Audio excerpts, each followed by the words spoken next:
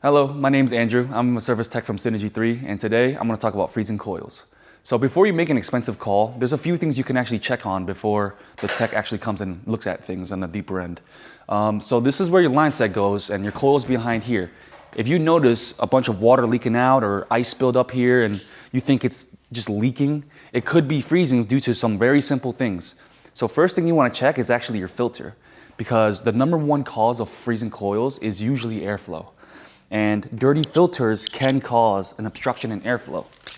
So if you open up your filter slot, take your filter out, and you notice that it's dirty. This one's not dirty at all, so it's fine. But if yours is very dirty, enough to block airflow, it will freeze the coils. So you can actually find our video on how to change a filter right here. It explains everything you need to know about changing the filters, and it'll catch you up to speed. So once you check your filter and it's good, and if that doesn't do it, then another thing you can check on is your vents. So as you know, vents have air blowing out of it, and there's also vents that have air sucking into it. So those are called supplies and returns.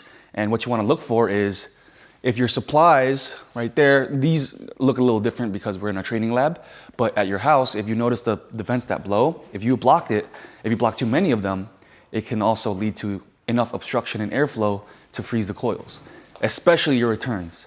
Make sure those vents that suck air do not get blocked.